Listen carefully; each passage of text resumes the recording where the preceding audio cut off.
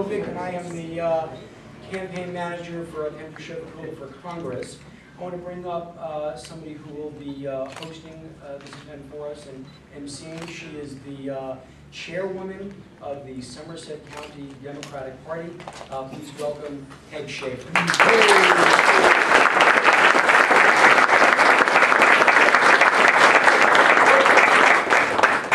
Good morning. Good morning.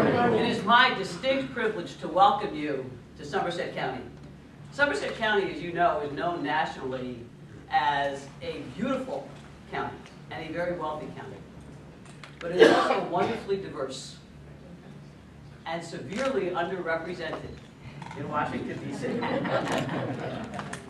There is, as you know, a war going on in Washington. It's against women. It's against the few seniors in this room. It's against our environment. It's against everything we believe in. And they have a soldier on the front line in CD7. I don't need to tell you his name because you're not going to have to know it after November.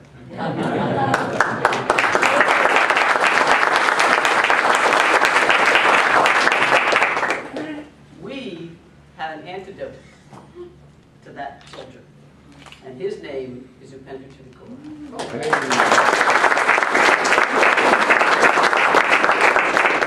We're here today to celebrate the fact that he is willing to continue his career of public service and serve us once again, this time in Washington, D.C. And I'm thrilled that I played a big part in convincing him that he's ready, willing, and able to serve.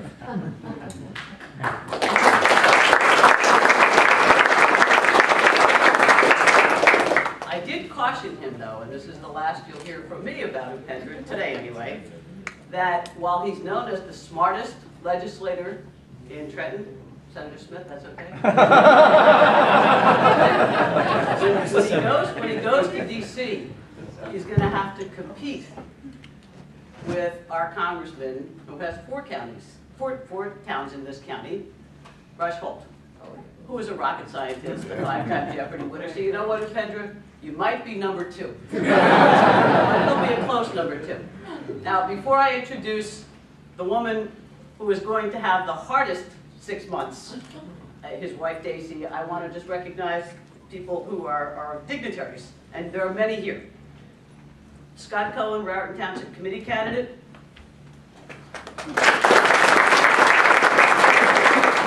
Everybody on this list doesn't understand that I need to recognize my senator first, although I already mentioned him, Senator Bob Smith.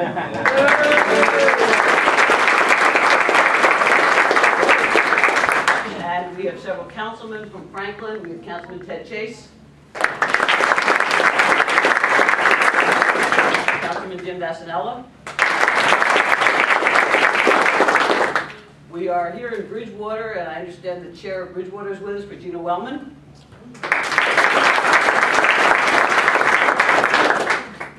This district for which Upendra is standing as a congressional delegate is made up of six counties. And we have the Hunterdon County Chair, Mike Flynn, is here.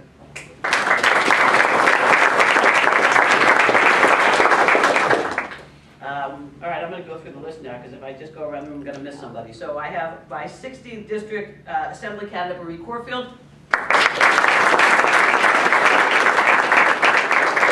The Municipal Chair of Hillsborough and Secretary of the Somerset County Democratic Committee, Mike Goldberg. Rebecca Perkins, a Somerset County Committee woman from Bridgewater. Democratic National Committee Representative Paul Bontempo. Paul, thanks for coming. Councilwoman Mary Forbes, I didn't even see her. Councilwoman Mary Forbes from North Plainfield.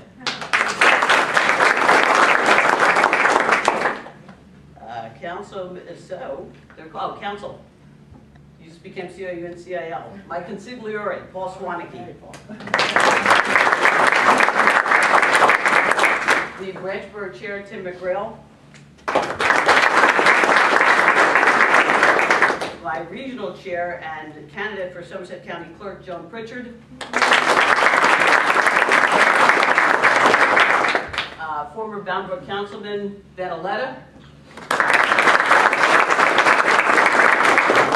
confidant is our remarkable and erstwhile videographer, Ben Auletta Jr. Bedminster Chair and candidate, Gail Solomon. And we have Mayor Cardino from Manville. And if there's someone I missed, I get to take the heat. That's why they make me do this job.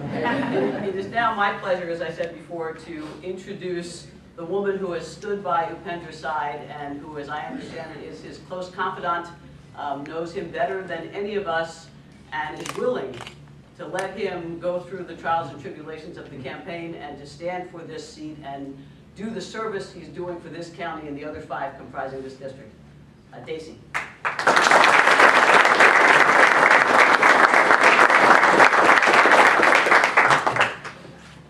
Good morning, everyone. Good morning.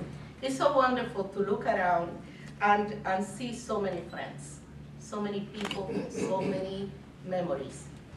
I am glad to be joined by all of you and that you took the time today to be here to hear Upendra's announcement. Today, indeed, is a very big day. There are many important decisions to be made in the future, and I really want my husband to be part of that decision making. I first met Upendra in 1976, and I have always been his greatest fan. Why? Because he has always supported my dreams. It's only fitting that I support his. When we met, we were both students at City College in New York.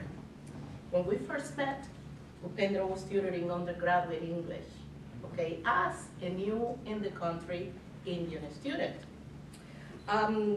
Even though he had only just arrived in the country, I could only speak Spanish. We managed to communicate.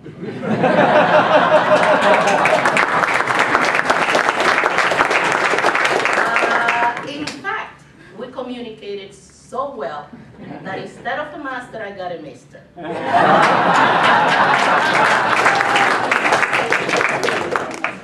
Today in Washington, people are not communicating. I don't know what you think, but I believe that communication is an issue.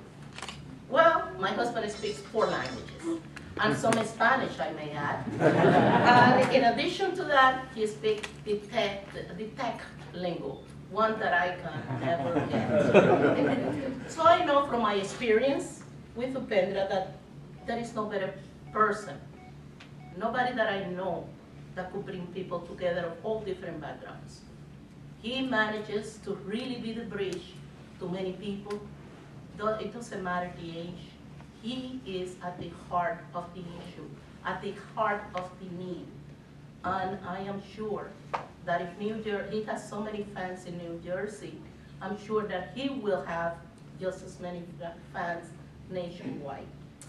He will do the same for you, for your children, for generations to come.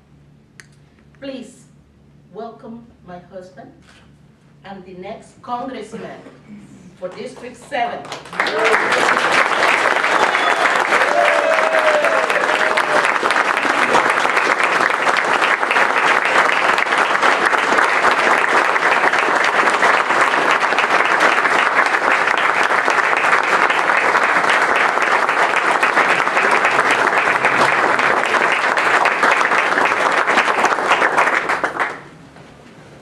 Thank you very much. In a country built on optimism and opportunity, we should all be uncomfortable with the deep undercurrent of pessimism that pervades us today. The economic uncertainty that people face is real, and for many there is hardship. Today, I am here to start the conversation about how we can preserve the American dream, restore the hopes of the forgotten middle class, and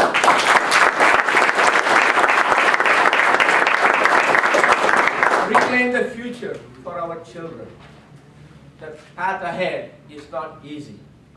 It will require creativity, common sense, and courage. Too often, Congress has washed its hands off the responsibility of fighting for education, jobs, and a safe and secure retirement. And that's why I have asked you here today to formally announce my candidacy for New Jersey's 7th Congressional.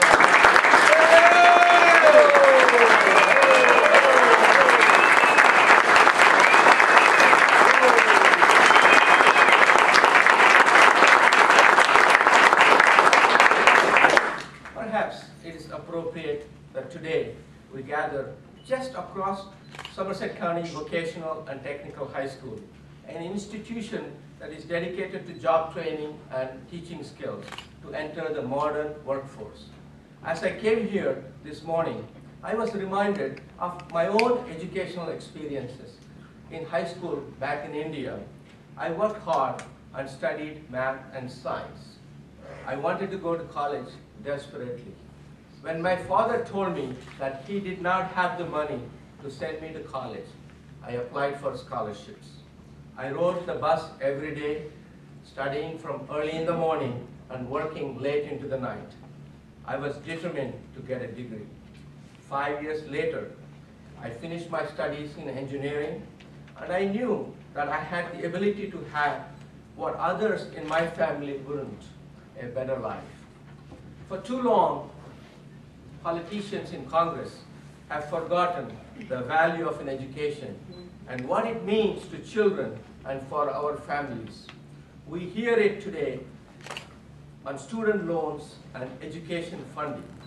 This week, if Congress does not act, the interest rate for federal loans will double to 6.8%.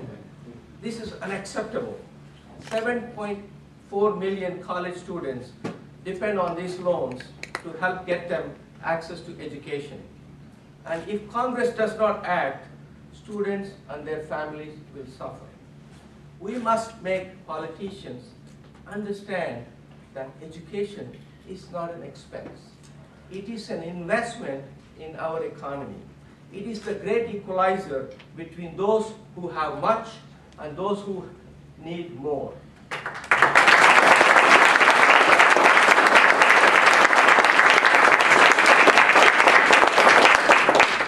It's the pathway to economic opportunity.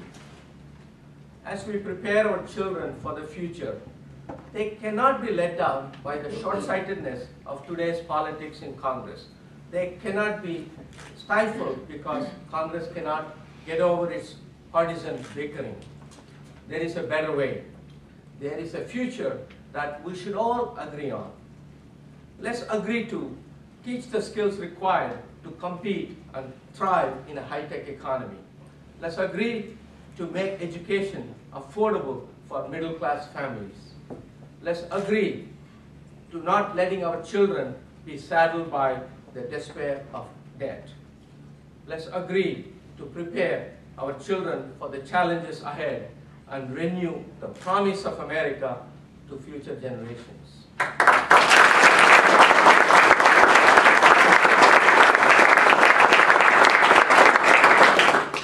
Let's agree that Congress must do better.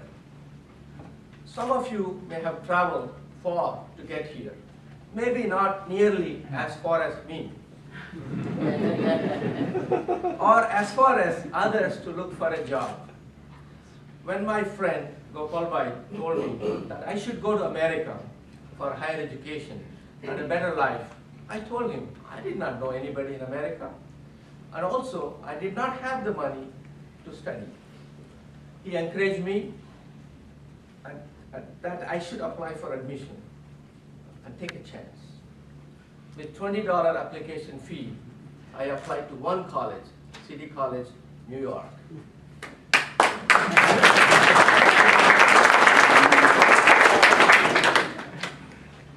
My student visa was denied 2 times due to lack of financial support. Gopal Bhai loaned me $4,000 towards my education. And I went back to the US consulate with the hope of obtaining the visa the 3rd attempt. And I succeeded. And I came to New York within a few days. America is the land of opportunity where immigrants like me travel far and succeed. The fact of the matter is that I stand here today because of the economic opportunities afforded to hard-working people in this country and the opportunity that once existed for our middle class. But today, Congress has taken the troubling attitude that economic pains of America's middle class are not their problems. And when we need them most, partisan gridlock has left Congress frozen, unwilling to act on matters of economy and job creation. The America we know and love is the very thing that our leaders must stand up and protect. There is much that I believe we can give it a clap.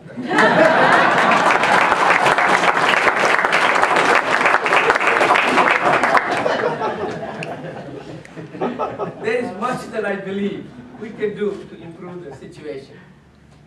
I'm an engineer by trade. When I see problems, my natural inclination is to fix them. I was lucky. I spent most of my professional life at AT&T Bell Labs, located right here in the 7th Congressional District. My job was to find solutions to complex problems. Many people believed that the work we did was to try to solve problems that didn't have solutions. I tell you as an engineer, and your next congressman, that every problem has a solution.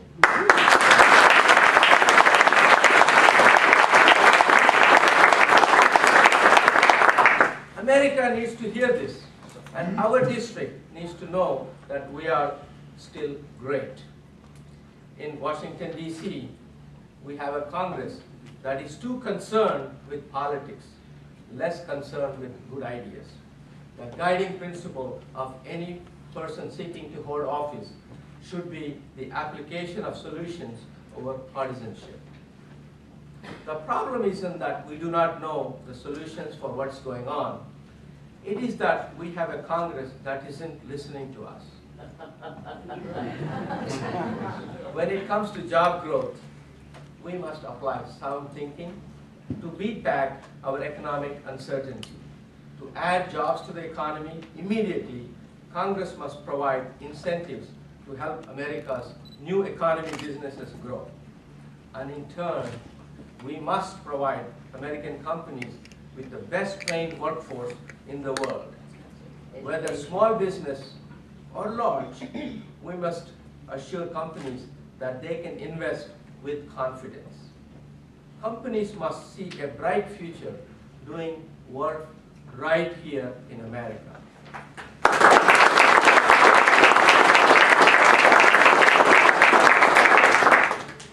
Now I stand before you today, 12 years since I took a retirement from Bell Labs. I was able to do so by working hard, investing heavily in my own retirement, and living extremely frugally. Probably more so than my wife of 30 years of age when we started out. But growing up in India with so little, it was the only way to live I knew. We both worked very hard. Dayci has been a teacher at both Catholic and public schools to save and put our children, Suraj and Ramyanti, through college at Rutgers University. My family serves as a constant reminder of what my efforts have been all about. A better life for all who will work and sacrifice for it, and a better future for our next generation.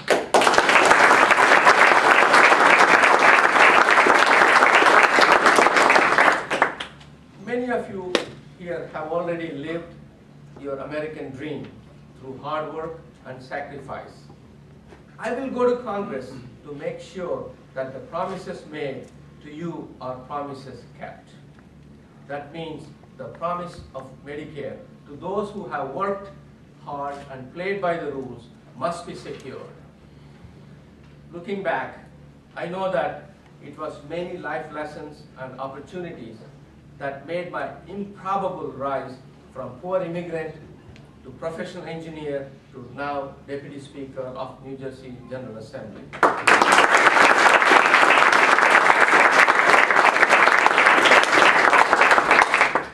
I guess you can say I continue to live the lessons that regardless of how far a person comes, we know how far they can go is only limited by their educational opportunities, what the economy can offer, and what security the future can hold.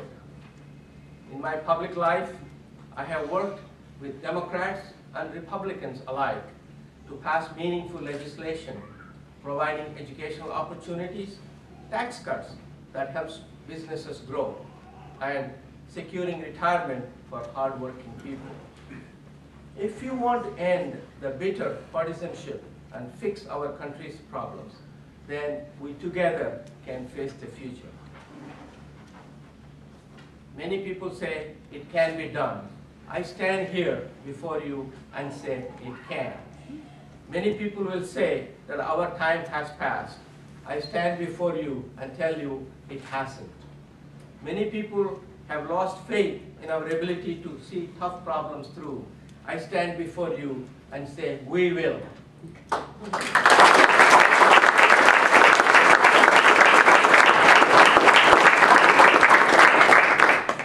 Many people have lost faith in what can happen tomorrow. I stand before you and say that our fight for the future begins now.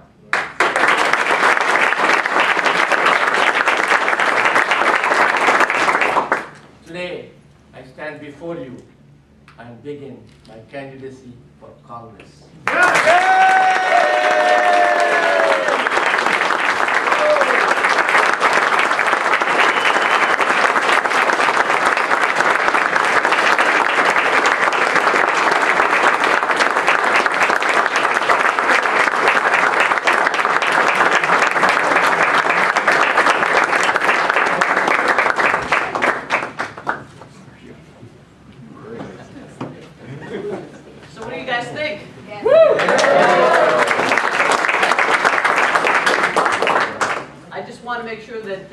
There are a couple of people who came in during the speech, and before I recognize them, we don't want to forget anybody. I see there's some family members who have shown up too.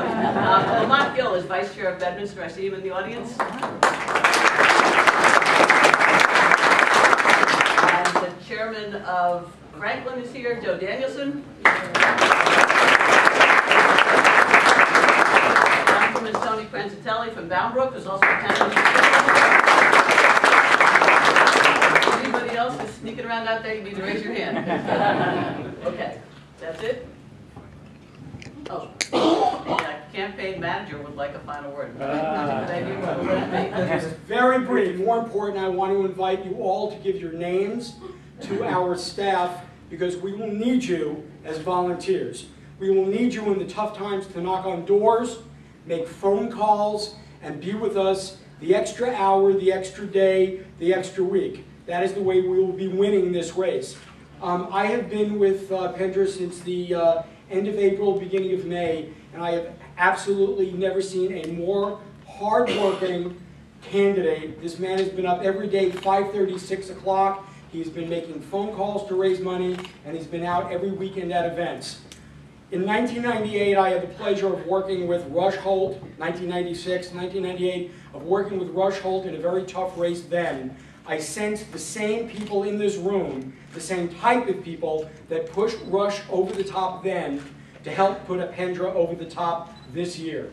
This is going to be a tough year, it's going to be a fun year, and we need your help, and this campaign starts now. Thank you.